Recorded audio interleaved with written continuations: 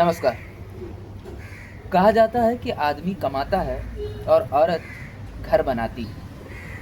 आदमी चाहे कितना ही कमा ले, अगर औरत उसे न निभा पाए, उसमें घर में अगर चीज़ों को सही तरीके से नहीं मैनेज कर पाए, तो कहीं न कहीं घर की व्यवस्थाएँ बिगड़ जाती।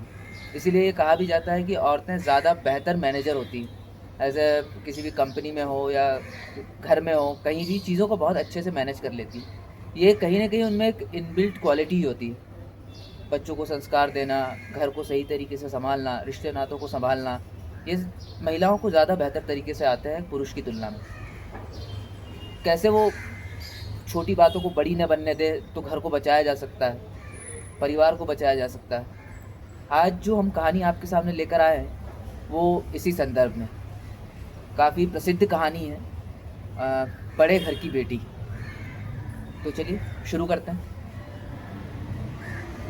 बेनी माधव सिंह गौरीपुर गांव के जमींदार और नंबरदार थे। उनके पितामह किसी समय बड़े धन धान्य संपन्न थे। गांव का पक्का तालाब और मंदिर, जिनकी अब मरम्मत भी मुश्किल थी, उन्हीं के कीर्ति स्तंभ थे। कहते हैं इस दरवाजे पर हाथी झूमता था। अब उसकी जगह एक बूढ़ी भैंस थी, जिसके शरीर में अस्थि पंजर के सिवा और कुछ न रहा था। पर दूध शायद बहुत देती थी, क्योंकि एक न एक आदमी हांडी लिए उसके सिर पर सवारी रहता था। बेनी माधव सिंह अपनी आधी से अधिक संपत्ति वकीलों को भेंट कर चुके थे। उनकी वर्तमान आय 1,000 रुपये वार्षिक से अधिक न थी। ठाकुर साहब के 2 बेटे थे। बड़े का नाम श्रीकंठ सिंह था। उसने बहुत दिनों के परिश्रम और उद्योग के बाद बीए की डिग्री प्राप्त की थी। अब एक दफ्तर में नौकर था। छोटा लड़का लाल बिहारी सिंह दोहरे बदन का सजीला जवान था।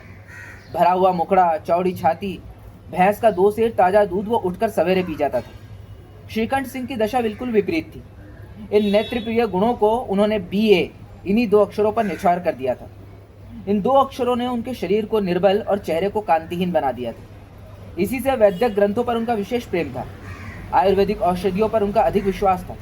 शाम सवेरे उनके कमरे में प्रायः खरल की सुरीली कर्ण मधुर ध्वनि सुनाई देती करती। लाहौर और कलकत्ते के वैद्यों से बड़ी लिखा पड़ी रहती थी। श्रीकंठ इस अंग्रेजी डिग्री के अधिपति होने पर भी अंग्रेजी सामाजिक प्रथाओं के विशेष प्रेमी न थे, बल्कि वो बहुधा बड़े जोर से उसकी निंदा और तिरस्कार किया करते थे। इसी से गांव में उनका बड़ा सम्मान था। दशहरे के दिनों में वो बड़े उत्साह से रामलीला में सम्मिलित होते और स्वयं किसी न किसी पात्र का पाठ लेते थे। गौरीपुर में रामलीला के वही जन्मदाता थे। प्राचीन हिंदू सभ्यता का गुणगान उनकी धार्मिकता का प्रभाव अंग था। सम्मिलित कुटुंब के तो वो एकमात्र उपासक थे। आजकल स्त्रियों को कुटुंब से मिलजुल कर रहने की जो अरुचि तो होती है, उसे वह जाति और देश दोनों के लिए हानिकारक समझते थे। यही कारण था कि गांव की ललनाएं उनकी निंदक थी। कोई कोई तो उन्हें अपना शत्रु समझने में भी संकोच न करती थी। स्वयं उनकी पत्नी को ही इस विषय में उनसे विशेष विरोध था। ये इसलिए नहीं कि उसे अपने सास ससुर, देवर या जेठ आदि से घृणा थी, बल्कि उसका विचार था कि यदि बहुत कुछ सहने और तरह देने पर भी परिवार के साथ निर्वाह न हो सके, तो आए दिन के कलह से जीवन को नष्ट करने की अपेक्षा यही उत्तम है कि अपनी खिचड़ी अलग पकाई जाए। आनंदी एक बड़े उच्च कुल की लड़की थी। उसके बाप एक छोटी सी रियासत के तालुकेदार थे। विशाल भवन, 1 हाथी, 3 कुत्ते, बाज, बहरी शिकरे, झाड़ फानूस, ऑनरेरी मजिस्ट्री और ऋण, जो एक प्रतिष्ठित तालुकेदार के भोग्य पदार्थ हैं, सभी यहाँ विद्यमान थे। नाम था भूप सिंह। बड़े उदार चित्त और प्रतिभाशाली पुरुष थे, पर दुर्भाग्य से लड़का एक भी न था। 7 लड़कियां हुई और देवयोग से सबकी सब जीवित रही। पहली उमंग में तो उन्होंने 3 ब्याह दिल खोल कर किए, पर 15-20 हजार रुपयों का कर्ज सिर पर हो गया तो आंखें खोली, हाथ समेट लिए। आनंदी चौथी लड़की थी। वो अपनी सब बहनों से अधिक रूपवती और गुणवती थी। वैसे ठाकुर भूप सिंह उसे बहुत प्यार करते थे। सुंदर संतान को कदाचित उसके माता पिता भी अधिक चाहते हैं। ठाकुर साहब बड़े धर्म संकट में थे कि इसका विवाह कहाँ करें। न तो यही चाहते थे कि ऋण का बोझ बढ़े, और न यही स्वीकार था कि उसे अपने को भाग्यहीन समझना पड़े। एक दिन श्रीकंठ उनके पास किसी चंदे का रुपया मांगने आए। शायद नागरी प्रचार का चंदा था। भूप सिंह उनके स्वभाव पर रीझ गए और धूमधाम से श्रीकंठ सिंह का आनंदी के साथ ब्याह हो गया। आनंदी अपने नए घर में आई तो यहाँ का रंग ढंग कुछ और ही देखा। जिस टीम टाम की उसे बचपन से ही आदत पड़ी हुई थी, वो यहाँ नाम मात्र को भी न थी। हाथी घोड़ों का तो कहना ही क्या, कोई सजी हुई सुंदर बहली तक न थी। रेशमी स्लीपर साथ लाई थी, पर यहाँ बाग कहाँ। मकान में खिड़कियाँ तक न थी, न जमीन पर फर्श, न दीवार पर तस्वीरें। यह एक सीधा सादा देहाती गृहस्थी का मकान था। किंतु आनंदी ने थोड़े ही दिनों में अपने को इस नई अवस्था में ऐसा अनुकूल बना लिया, मानो उसने विलास के सामान कभी देखे ही न थे। एक दिन दोपहर के समय लाल बिहारी सिंह 2 चिड़िया लिए हुए आया और भावत से बोला, जल्दी से पका दो, मुझे भूख लगी है। आनंदी भोजन बनाकर उसकी राह देख रही थी। अब वो नया व्यंजन बनाने बैठी, हांडी में देखा तो घी पाव भर से अधिक न था। बड़े घर की बेटी, किफायत क्या जाने। उसने सब घी मांस में डाल दिए। लाल बिहारी खाने बैठा तो दाल में घी न था। बोला, दाल में घी क्यों नहीं छोड़ा? आनंदी ने कहा, घी सब मांस में पड़ गया। लाल बिहारी जोर से बोला, अभी परसों घी आया है, इतना जल्द उठ गया? आनंदी ने उत्तर दिया, आज तो कुल पाव भर रहा होगा, वो सब मैंने मांस में डाल दिया।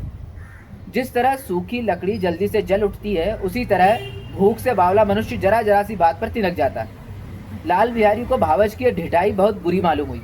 तनिक कर बोला, मैके में तो चाहे घी की नदियां बहती है। स्त्रियां गाली सह लेती हैं, मार भी सह लेती हैं, पर मैके की निंदा उनसे नहीं सही जाती। आनंदी मुंह फेर कर बोली, हाथी मरा भी तो 9 लाख का, वाह इतना घी नित्य नाई कहार खा जाते हैं। लाल बिहारी जल गया, थाली उठाकर पलट दी और बोला, जी चाहता है जीभ पकड़कर खींच लूं। आनंदी को भी क्रोध आ गया, मुंह लाल हो गया। बोली, वो होते तो आज इसका मजा चखाते। अब अभड़ उज्जर ठाकुर से न रहा गया। उसकी स्त्री एक साधारण जमींदार की बेटी थी। जब जी चाहता उस पर हाथ साफ कर लिया करता था। खड़ा उठाकर आनंदी की ओर जोर से फेंकी और बोला, जिसके गुमान पर भूली हो उसे भी देखूंगा और तुम्हें भी। आनंदी ने हाथ से खड़ाऊ रोकी, सिर बच गया पर उंगली में बड़ी चोट आई। क्रोध के मारे हवा में हिलते पत्ते की भांति कांपती हुई अपने कमरे में आकर खड़ी हो गई। स्त्री का बल और साहस, मान और मर्यादा पति तक है। उसे अपने पति के ही बल और पुरुषत्व का घमंड होता है। आनंदी खून का घूंट पीकर रह गई। श्रीकंठ सिंह शनिवार को घर आया करते थे।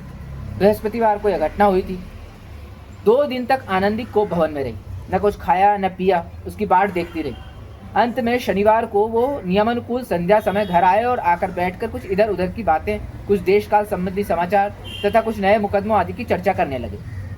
यह वार्तालाप 10 बजे रात तक होता रहा। गांव के भद्र पुरुषों को इन बातों में ऐसा आनंद मिलता था कि खाने पीने की भी सुधि न रहती थी। श्रीकंठ को पिंड छुड़ाना मुश्किल हो जाता था। ये 2-3 घंटे आनंदी ने बड़े कष्ट से काटे। किसी तरह भोजन का समय आया, पंचायत उठी, एकांत हुआ तो लाल बिहारी ने कहा, भैया आप जरा भाभी को समझा दीजिएगा कि मुंह संभाल कर बातचीत किया करें, नहीं तो एक दिन अनर्थ हो जाएगा।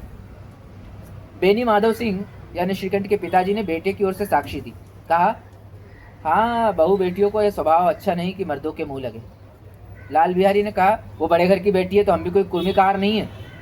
श्रीकंठ ने चिंतित स्वर से पूछा, अरे भैया आखिर बात क्या हुई? लाल बिहारी ने कहा, कुछ भी नहीं, यूं ही अपने आप ही उलझ पड़ी, मैके के सामने हम लोगों को समझती नहीं।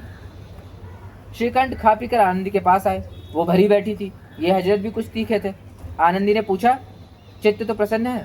श्रीकंठ बोले, बहुत प्रसन्न है, पर तुमने आजकल घर में यह क्या उपद्रव मचा रखा है? आनंदी की त्योरियों पर बल पड़ गए। झुंझलाहट के मारे बदन में ज्वाला सी दहक उठी। बोली, जिसने तुमसे आग लगाई है उसे पाऊं मुंह झुलस दूं। श्रीकंठ बोला, इतनी गर्म क्यों होती है, बात तो कहो। आनंदी ने कहा, क्या कहूँ, ये मेरे भाग्य का फेर है, नहीं तो गंवार छोकरा जिसको चपरासीगिरी करने का भी शऊर नहीं, मुझे खड़ाऊ से मार के यूं ना करता। श्रीकंठ ने कहा, अब साफ साफ हाल कहो तो मालूम हो, मुझे तो कुछ पता नहीं। आनंदी ने कहा, परसों तुम्हारे लाडले भाई ने मुझसे मांस पकाने को कहा, घी हांडी में पाव भर से अधिक न था, वो सब मैंने मांस में डाल दिया। जब खाने बैठा तो कहने लगा, दाल में घी क्यों नहीं है? बस इसी पर मैके को भला बुरा कहने लगा, मुझसे न रहा गया। मैंने कहा कि वहाँ इतना घी तो नाई कार खा जाते हैं और किसी को जान भी न पड़ता। बस इतनी सी बात पर इस अन्यायी ने मुझ पर खड़ाऊ फेंक मारी। यदि हाथ से न रोक लूँ तो सिर फट जाए। उसी से पूछो मैंने जो कुछ कहा है वो सच है या झूठ। श्रीकंठ की आंखें लाल हो गई। बोले, यहाँ तक हो गया इस छोकरे का ये साहस? आनंदी स्त्रियों के स्वभावानुसार रोने लगी, क्योंकि आंसू उनकी पलकों पर रहते। श्रीकंठ बड़े धैर्यवान और शांत पुरुष थे। उन्हें कदाचित ही कभी क्रोध आता था। स्त्रियों के आंसू पुरुष की क्रोधाग्नि भड़काने में तेल का काम देते हैं। रात भर करवटें बदलते रहे। उद्विग्नता के कारण पलक तक नहीं झपकी। प्रातःकाल अपने बाप के पास जाकर बोले, दादा अब इस घर में मेरा निभाना होगा। इस तरह की विद्रोहपूर्ण बातें कहने पर श्रीकंठ ने कितनी ही बार अपने कई मित्रों को आड़े हाथों लिया था, परंतु दुर्भाग्य आज उन्हें स्वयं वही बातें अपने मुंह से कहनी पड़ी। दूसरों को उपदेश देना भी कितना सहज है। बेनी माधव सिंह घबरा उठे और बोले, क्यों? श्रीकंठ बोले, इसलिए कि मुझे भी अपनी मान प्रतिष्ठा का कुछ विचार है। आपके घर में अब अन्याय और हट का प्रकोप हो रहा। जिनको बड़ों का आदर सम्मान करना चाहिए वे उनके सिर चढ़ते हैं। मैं दूसरे का नौकर ठहरा, घर पर रहता नहीं। यहाँ मेरे पीछे स्त्रियों पर खड़ा हूँ और जूतों की बौछारें होती हैं। कड़ी बात तक चिंता नहीं, कोई एक की दो कह ले, लेकिन ये कदापि नहीं हो सकता कि मेरे ऊपर लात घुसे पड़े और मैं दम न मारूं। बेनी माधव सिंह कुछ जवाब न दे सके। श्रीकंठ सदैव उनका आदर करते थे। उनके ऐसे तेवर देखकर एक बूढ़ा ठाकुर अवाक रह गया। केवल इतना ही बोला, बेटा तुम बुद्धिमान हो, ऐसी बातें करते हो। स्त्रियां इस तरह घर का नाश कर देती, उनको बहुत सिर चढ़ाना अच्छा नहीं। श्रीकंठ ने कहा, इतना मैं जानता हूँ, आपके आशीर्वाद से ऐसा मूर्ख नहीं हूँ। आप स्वयं जानते हैं कि मेरे ही समझाने बुझाने से इसी गांव में कई घर संभल गए, पर जिस स्त्री की मान प्रतिष्ठा का ईश्वर के दरबार में उत्तरदाता हूँ, उसके प्रति ऐसा घोर अन्याय और पशुवत व्यवहार मुझे असह्य है। आप सच मानिए, मेरे लिए यही कुछ कम नहीं है कि लाल बिहारी को कुछ दंड नहीं देता। अब बेनी माधव सिंह भी गरमाए, ऐसी बातें और न सुन सके। बोले, लाल बिहारी तुम्हारा भाई है, उसे जब कभी भूल चुको उसके कान पकड़ो, लेकिन लाल बिहारी को मैं अपना भाई नहीं समझता। बेनी माधव सिंह ने कहा, स्त्री के पीछे? श्रीकंठ ने कहा, जी नहीं, उनकी क्रूरता और अविवेक के कारण। दोनों कुछ देर चुप रहे। ठाकुर साहब लड़के का क्रोध शांत कराना चाहते थे, लेकिन ये नहीं स्वीकार करना चाहते थे कि लाल बिहारी ने कोई अनुचित काम किया। इसी बीच में गांव के और कई सज्जन हुक्के चीलम के बहाने वहां बैठे। कई स्त्रियों ने जब यह सुना कि श्रीकंठ पत्नी के पीछे पिता से लड़ने को तैयार है, तो उन्हें बड़ा हर्ष हुआ। दोनों पक्षों की मधुर वाणियां सुनने के लिए उनकी आत्माएं तिलमिलाने लगी।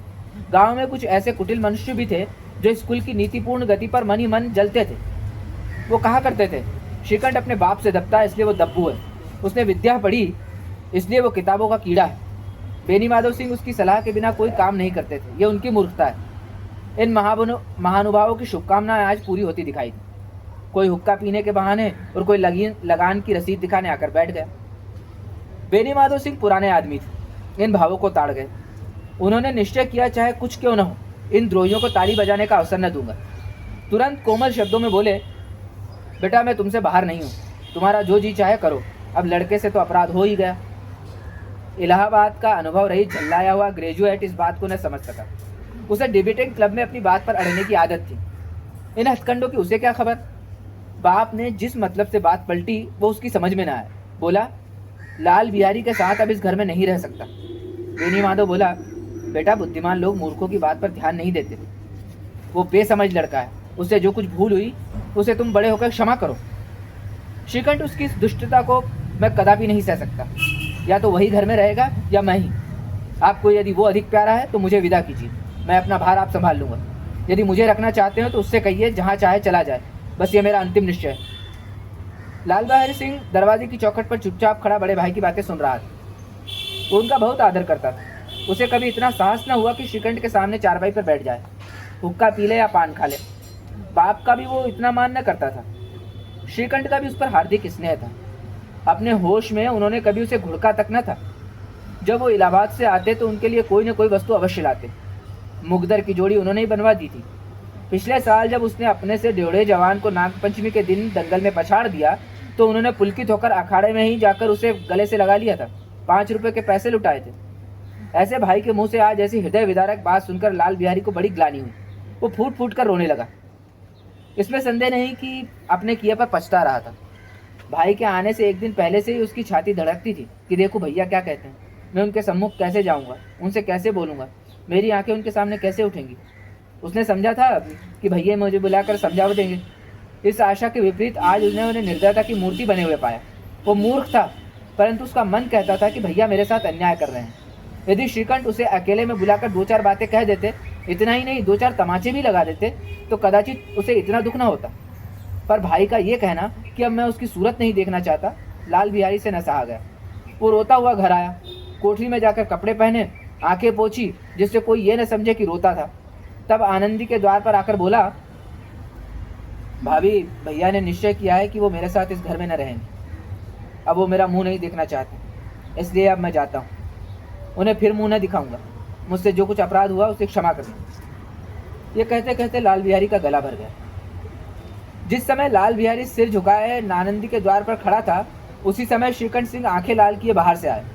भाई को खड़ा देखा तो घृणा से आंखें फेर ली और कतरा कर निकल गए, मानो उसकी परछाई से दूर भागते हो। आनंदी ने लाल बिहारी की शिकायत तो की थी, लेकिन अब मन में पछता रही थी। वो स्वभाव से ही दयावती थी। उसे इसका तनिक भी ध्यान न था बात इतनी बढ़ जाएगी। वो मन में अपने पति पर झुंझला रही थी कि ये इतने गर्म क्यों होते हैं। उस पर यह भय भी लगा हुआ कि कहीं मुझसे इलाहाबाद चलने को कहे तो मैं क्या करूँगी। इस बीच में जब उसने लाल बिहारी को दरवाजे पर खड़े यह कहते सुना कि अब मैं जाता हूँ, मुझसे जो कुछ अपराध हुआ क्षमा करना, तो उसका रहा सा क्रोध भी पानी हो गया। वो रोने लगी। मन का मैल धोने के लिए नयन जल से उपयुक्त और कोई वस्तु नहीं। श्रीकंठ को देखकर आनंदी ने कहा, लाला बाहर खड़े बहुत रो रहे हैं। श्रीकंठ ने कहा, तो मैं क्या करूं? आनंदी ने कहा, भीतर बुला लो। मेरी जीभ में आग लगे, मैंने कहाँ से झगड़ा उठाया? श्रीकंठ बोले, मैं न बुलाऊंगा। आनंदी ने बोला, पछताओगे, उन्हें बहुत ग्लानि हो रही है, ऐसा ना हो कहीं चलते। श्रीकंठ न उठे। इतने में लाल बिहारी ने फिर कहा, भैया से मेरा प्रणाम कह देना भाभी, वो मेरा मुंह नहीं देखना चाहते, इसलिए मैं भी अपना मुंह उन्हें न दिखाऊंगा। लाल बिहारी इतना कहकर लौट पड़ा और शीघ्रता से दरवाजे की ओर बढ़ा। अंत में आनंदी कमरे से निकली और हाथ पकड़ लिया। लाल बिहारी ने पीछे फिरकर देखा और आंखों में आंसू भर बोला, मुझे जाने दो। आनंदी ने कहा, कहाँ जाते हो? लाल बिहारी ने कहा, जहाँ कोई मेरा मुंह न देखे। आनंदी ने कहा, मैं न जाने दूंगी। लाल बिहारी रोते लगा और कहने लगा, मैं तुम लोगों के साथ रहने योग्य नहीं हूं। आनंदी ने कहा, तुम्हें मेरी सौगंध है, अब एक पग भी आगे न बढ़ाना। लाल बिहारी ने कहा, जब तक मुझे मालूम न हो जाए कि भैया का मन मेरी तरफ से साफ हो गया है, तब तक मैं इस घर में कदापि न रहूंगा। आनंदी ने कहा, मैं ईश्वर को साक्षी देकर कहती हूँ कि तुम्हारी ओर से मेरे मन में तनिक भी मैल नहीं। अब श्रीकंठ का हृदय भी पिघला। उन्होंने बाहर आकर लाल बिहारी को गले लगा लिया। दोनों भाई फूट फूट कर रोए। लाल बिहारी ने सिसकते हुए कहा, भैया आप कभी मत कहना कि तुम्हारा मुंह न देखूंगा, इसके सिवा आप जो दंड देंगे मैं सहर्ष स्वीकार कर लूंगा। श्रीकंठ ने कांपते स्वर में कहा, अरे लाला, इन बातों को बिल्कुल भूल जाओ, ईश्वर चाहेगा तो फिर ऐसा अवसर न आएगा। बेनी माधव सिंह बाहर से आ रहे थे। दोनों भाइयों को गले मिलते देखकर आनंद से पुलकित हो गए। बोल उठे, बड़े घर की बेटियां ऐसी ही होती हैं, बिगड़ता हुआ काम बना लेती। गांव में जिसने वृतांत सुना उसी ने इन शब्दों में आनंदी की उदारता को सराहा। बड़े घर की बेटियां ऐसी ही होती।